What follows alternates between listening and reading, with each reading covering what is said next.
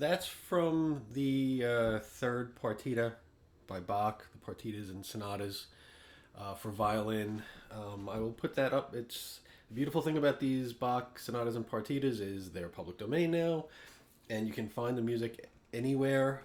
I got this from utopiaproject.org.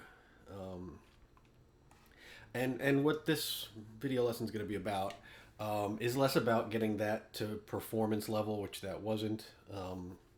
But I'd mentioned in a video that I did over the weekend. Well, people complain they can't see my face because my face. Over the weekend that I'd been in sort of composer mode. I'd been writing a lot and sequencing and recording a string quartet, which should be out next week. And I get rusty. I don't play a lot of guitar while I'm doing that, and the guitar gets rusty. So the best way, I wanted to address that, and the best way to get back into shape. And a thing like this is a great way to start getting your chops back and your playing back to a particular level. The first things I'll do, if I haven't played for a while, if I'm feeling rusty, if I'm feeling stagnant, if I feel like I'm playing the same thing all the time, is I will just play things. I will do a lot of rote things. I will play scales. I will play major scales for a day. I will, start with the simplest C major scale fingering, play it in every interval, play arpeggios, play triads, seventh chords, all inversions. Just spend a day doing sort of rote stuff. It's like it's almost like it's a baseball player who's in a batting slump hitting the weight room. It's I'm gonna practice, do something else to help me, and it's going to pay off in dividends that I don't really expect. So I will do a lot of that. I will just play scales, and for a day, for a solid day, for a couple of hours during a day, just play scales. Not play tunes, not play anything creative. Or I will create problems for myself. If I'm feeling not particularly creative, I will create a problem for myself on the neck of the guitar that I can't solve.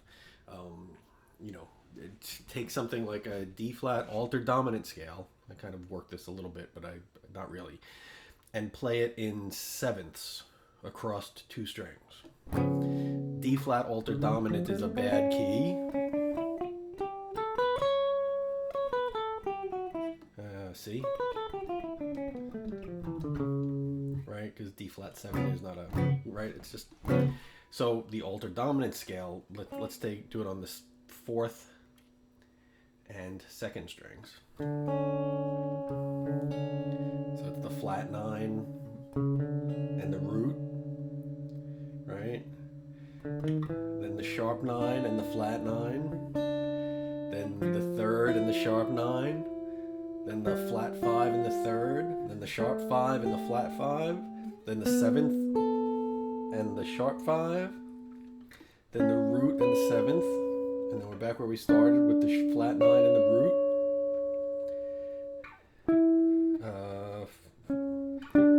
Flat 9 and root, sharp 9, flat 9. Let's see if I can do that going down. Nope.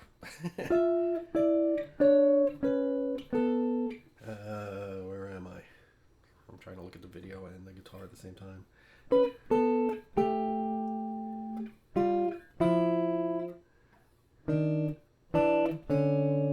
Obviously, that's a difficult thing.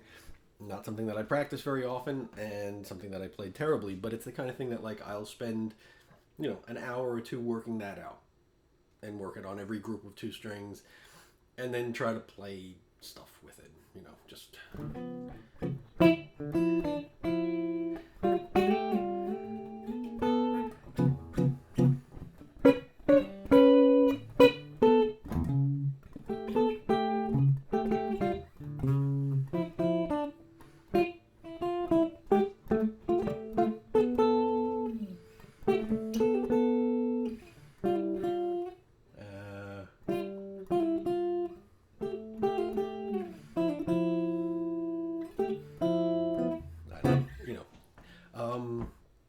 and working on sort of things that are outside of my comfort zone will help to sort of shake up creativity. And then all of a sudden I'll start to play a tune and I'll have new ideas. But the other thing is like to do make a study of something like this from the Bach partitas and sonatas maybe, or even from bebop tunes. So if you take this to, and plus this particular one is great because it's so he's just playing through the changes, right? E major, B7,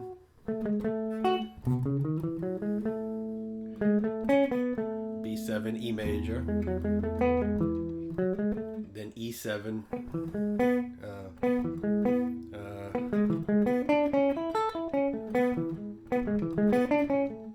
E7 to A, then B7, E, B7,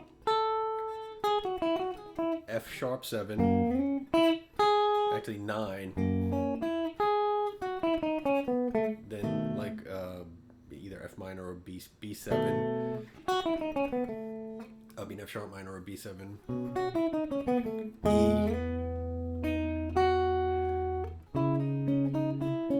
so you can think of that as E major 7 to C minor 7, then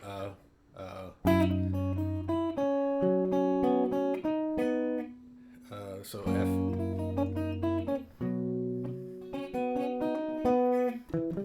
then that's also C sharp minor, F sharp 7,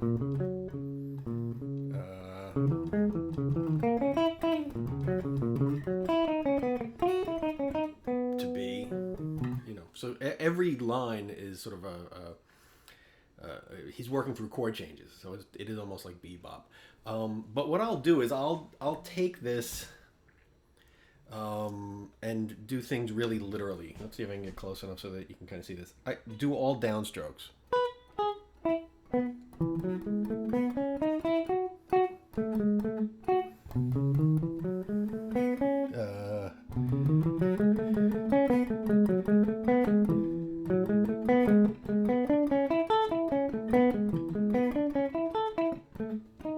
Now you probably would never perform it like that because it's brutal, but you do get a certain harpsichordish quality that works for Bach like that.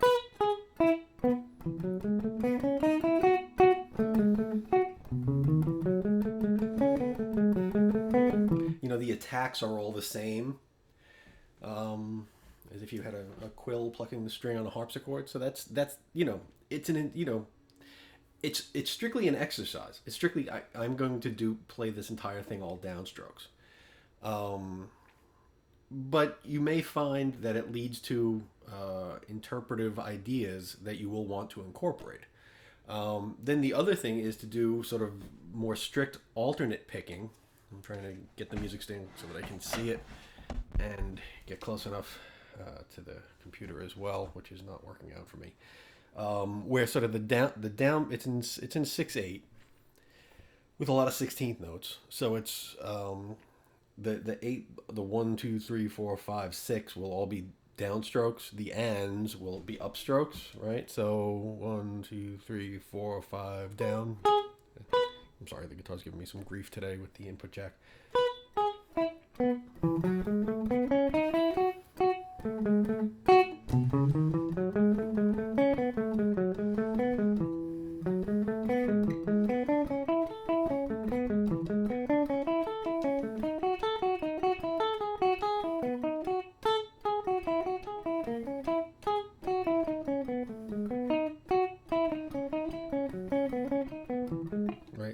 So that, do that all the way through, which is not the way I play ever.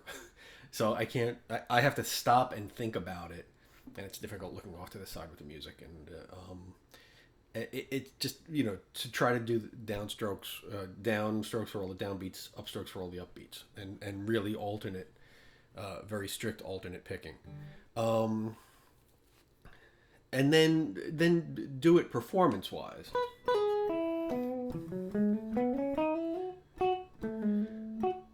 don't pick every note. You know.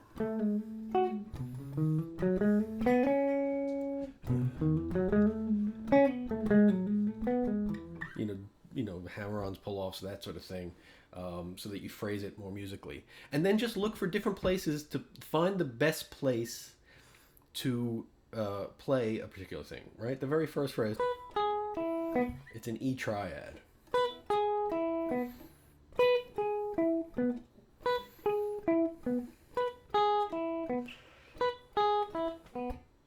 Right? I wouldn't recommend playing it that high in the neck. Just because, again, I think things sound pinched when you get that high in the neck.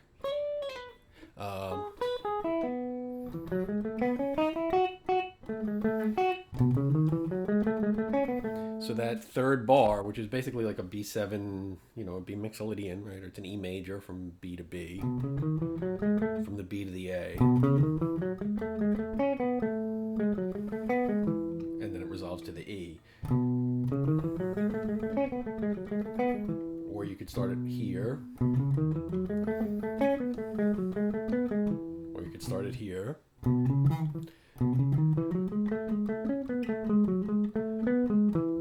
Right, which are the three sort of scale fingerings. You could start it down here.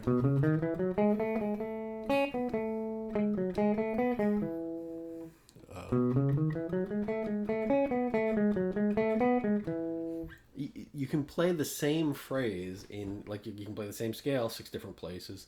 You can play that same phrase in any of a host of places.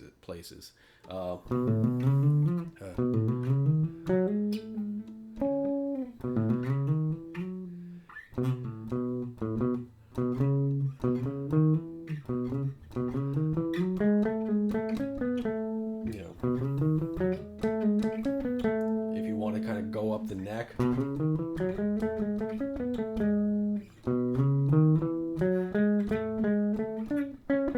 So that you have that whole phrase on the 5th and the 4th strings.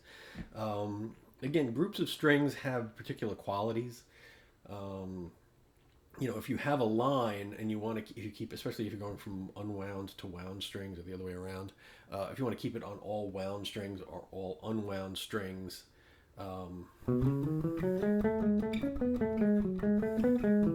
that kind of keeps a tonal sameness to the whole thing. By doing that whole phrase on just the 5th and the 4th string. You can just find different ways. Now the second to the last measure is one of those spots that that I have difficulty with. Why? Because most of this I play sort of around here, sort of 4th position. Around this E major chord, right? Most of it can be played around there, moving up and down a little bit. So I'm usually playing that section, and there's the beautiful sort of thing with like 7th arpeggios.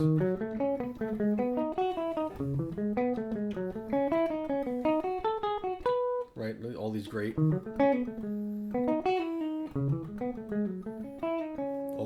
sort of 7th arpeggios that you can use in bebop tunes, right? You can use in jazz tunes.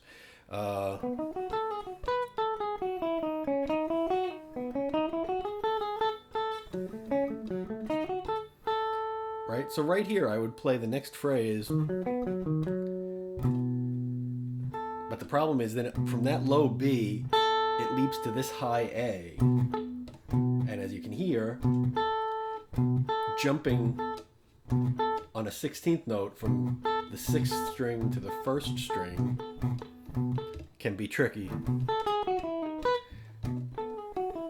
If you put in a little breath there, maybe it's a little easier, but I have to remind myself to play that phrase differently. I like to play it instead of that from the D sharp, it's a B triad. Play it with your first finger.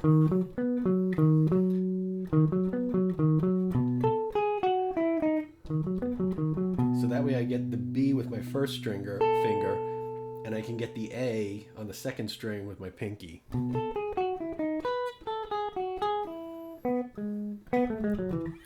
As you can tell, I'm reading this the whole time. That's why I keep messing it up.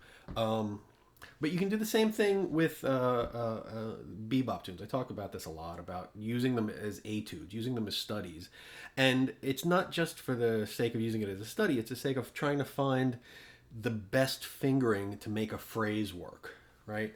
So let's go back to Bernie's tune, right? I usually play it there because it's a D minor triad from the A to the A. But I also kind of ghost a note. Because to get that phrase to sing well on the guitar is tricky. Is it all downstrokes?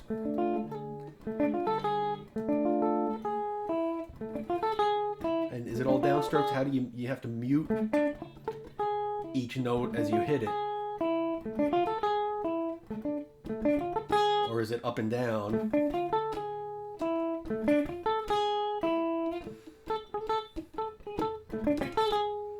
It's tricky, right? It's easier in different spots. For me,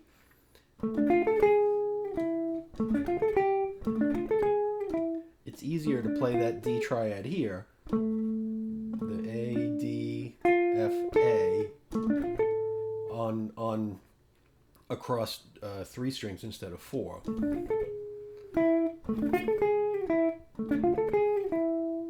But in that register, you're getting to that point where it sounds kind of pinched to me.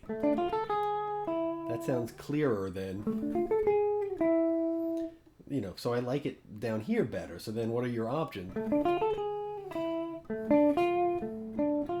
A, D, F, A, and play the F and the A on that string, or play the A, D, F, the F on the 3rd string.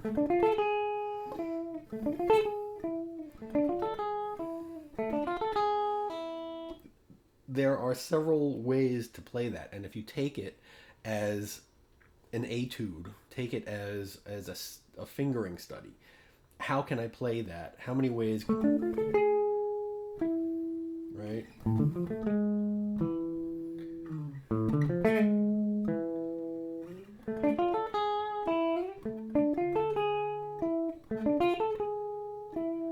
Can I do it all? That's a little hard. How can you play that to make that phrase sing the best? And if you get into harder bebop tunes,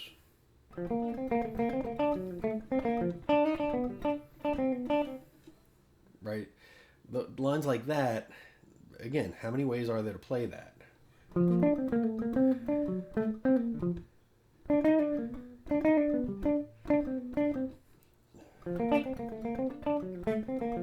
They all sound a little different, right?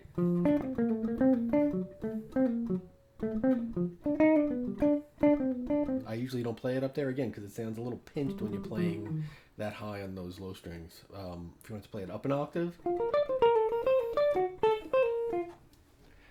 you have it up there.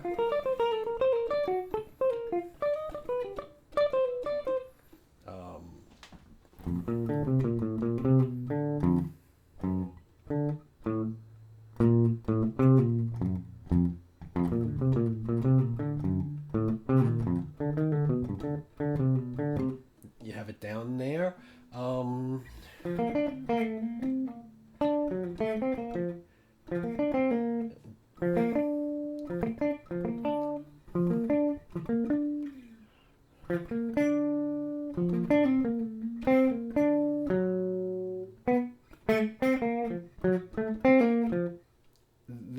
Experiment with fingerings, and what happens to me again is if I'm in a rut, if I'm not playing particularly well, I don't feel particularly creative, I don't have a lot of ideas, doing sort of like rote, mechanical, physical sort of practicing, either just physically running scales to just try to wake my chops up, or taking some piece of music as an etude, not to be performed. This Bach thing is not to be performed by me anytime in my lifetime, but it's a great thing to play. It's great to work on your reading. And it's great to find different ways to, finger the different phrases. And you'll find things that are applicable to jazz tunes, that are applicable to anything that you play. So it's these are just ways to help break out of a rut, break out of a slump, break out of just to wake up your chops a little, wake up your creativity a little. But the Bach sonatas and partitas are excellent reading practice, excellent practice for going through chord changes, because that's what they all are. And I can't recommend them highly enough to work on them. So, all right, be good, everybody. Stay healthy.